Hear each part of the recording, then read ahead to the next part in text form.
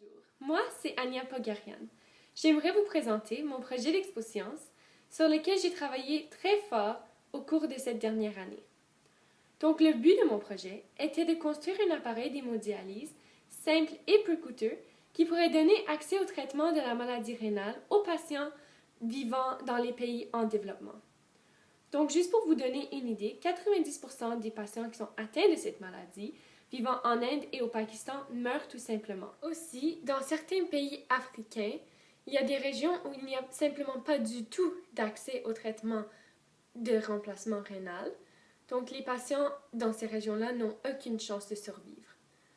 Donc pour ceux qui ne savent pas ce que c'est la dialyse, il s'agit d'un traitement très couramment utilisé dans le monde entier pour filtrer le sang des patients qui sont atteints de la maladie rénale. Donc le sang va être passé par une machine extérieure qui va ensuite filtrer le sang puis le retourner au patient une fois que c'est complètement purifié. Donc une machine d'hémodialyse typique qu'on retrouve dans un hôpital coûte environ 30 000 $, tandis que la valeur de la machine que j'ai construite est de 500 $.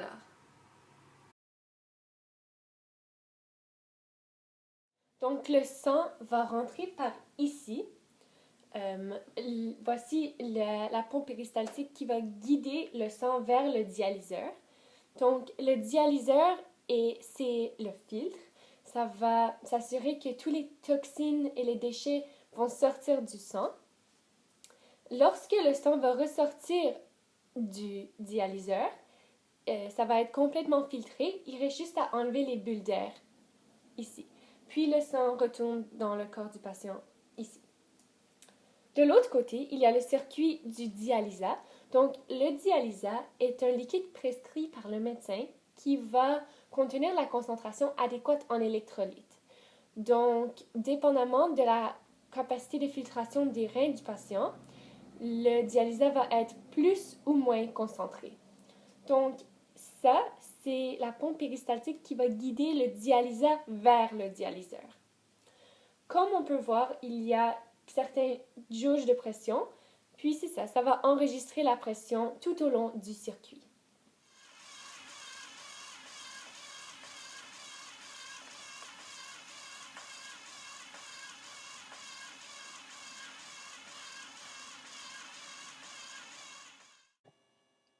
Dans cette image, on peut voir le dialyseur.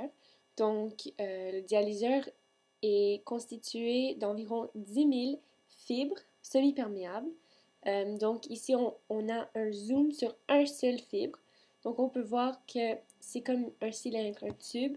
Puis, à l'intérieur, le sang va passer. Puis, à l'extérieur, il y a le dialysa qui est représenté par le bleu. Puis, par osmose, tous les toxines et les déchets qui se retrouvent dans le sang vont passer par la membrane semi-perméable pour se rendre vers le dialysa.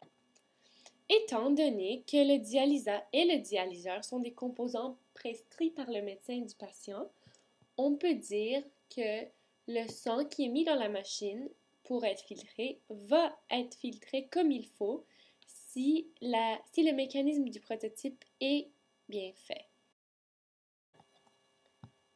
Donc, voici le derrière du prototype. En bas complètement, il y a le microcontrôleur Arduino en bleu. Donc, ça nécessite 2 étapes pour fonctionner. Il faut d'abord écrire le code informatique, puis il faut monter un circuit. Donc, le code est lu par le microcontrôleur et le message est transmis au circuit électrique pour effectuer diverses tâches. Entre autres, il y a certains capteurs de pression.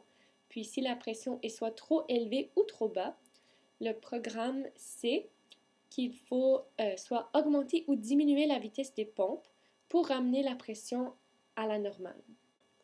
De plus, le système est programmé pour que si jamais des bulles d'air sont détectées dans le sang retournant vers le patient, le circuit va s'arrêter complètement pour protéger le patient.